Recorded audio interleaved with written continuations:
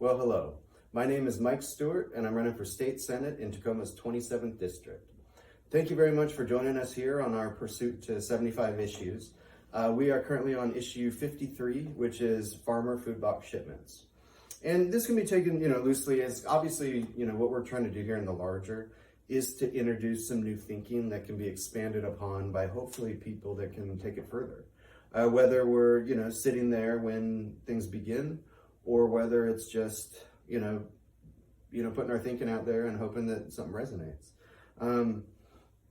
There is no guidebook, there is no rule book as to how stuff gets done. So in our case, we're just going to push, and hopefully good things find legs. And, things that don't deserve to go forward, we hope will extinguish in hopefully a way that doesn't inflame things around them. With farmer food box shipments, the biggest hope there is just, we have a lot of farmers in Washington State. We're, I want to say like the number 3 to 5 agriculture state in the country, which is huge. And so I think we're in, number 2 in wine, number 1 in asparagus and cherries and, all sorts of apples. Phenomenal. And so no one should ever go hungry in the state of Washington. We can grow, we can produce, we can source. We have an ocean for fish. We have farms for, produce and vegetables and, grains and rice, and cattle and, whatever it is that we determine that we need to take care of ourselves. Washington provides. And so we really need to, I think, step back and just kind of look at with these companies and in their efforts to grow and push. There are times where they end up with excess inventory. And I think there's a way, that's kind of a sign-up list, because it's not going to be like a regular monthly box. It's going to be more at will. Like when it comes, like we got to move it.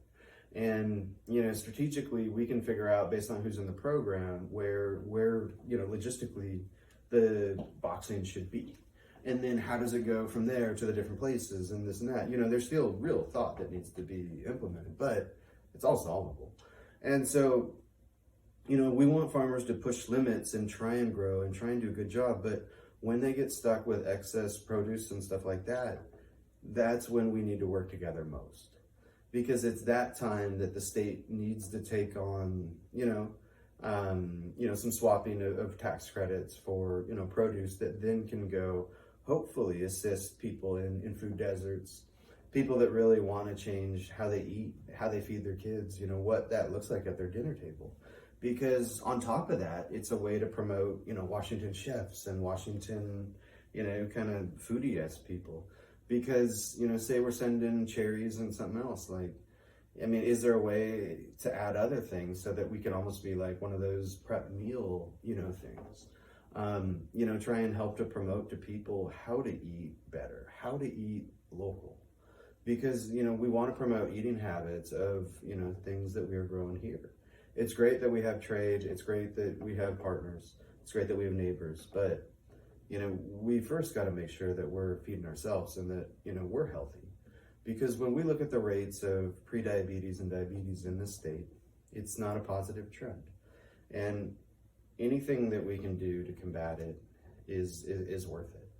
Because it's just an onslaught. And, the amount of processed foods and the amount of things that are going to just pull us in that direction, it's overwhelming.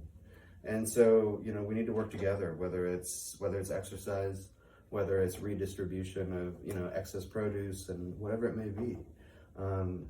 We got to get after it, because, we want to allow our farmers to miss. If we can allow them to miss, or even plan, again, 1% of their crop towards this type of program, we can make real strides.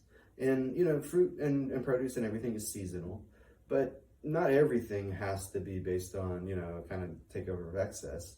There's going to be times where, in this program, there's some purchasing done, and maybe there's, secret, boxes that go out and people get to, kind of cook the recipe inside and, kind of feed their families. And we're going to know how many people are in the ordering groups, that kind of stuff. And, maybe there's a way to do continue that journey and, do bigger things and maybe take on sponsors and do stuff like Thanksgiving dinners and things like that. It's possible to do more and more, but we have to want to. And it doesn't need to be hyper complex. It just needs to be efficient. And we can do that. I mean, we have the finest minds in the world here in Washington State.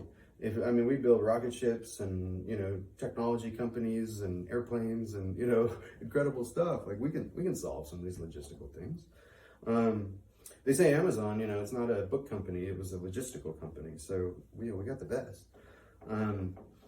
But yeah, and so with these farmer food boxes too, I hope that people aren't missing one of the things here, which is just the charitable nature of the farmers.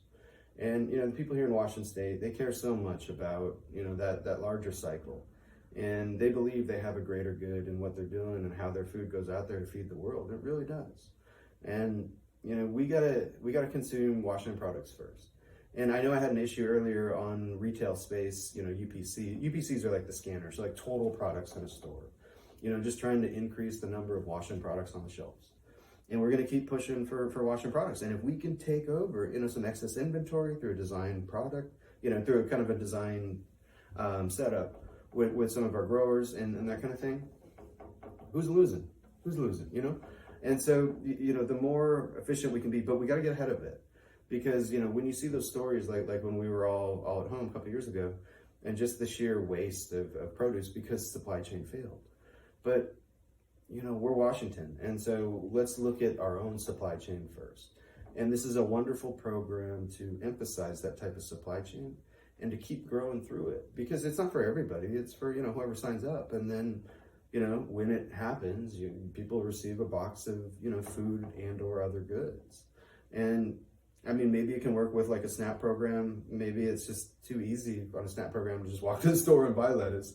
So I think it's probably, kind of an orphan product where it's out on its own, which is perfectly fine because it's got to be designed for people who want it, not just people who will take it. And, we want moms who envision a healthier table for their kids and being able to save a few bucks in the process. Inflation's going to be rough. It's going to get harder. So we need to find these kind of programs and we need to shape this kind of thinking to make sure that, we're taking care of ourselves. Because there are a lot of us here, and even stuff like food banks and this and that, we can't ever stop the push. Like we need to keep pushing towards, how to not drop the ball in that cycle. When somebody grows a perishable item, we want that item consumed.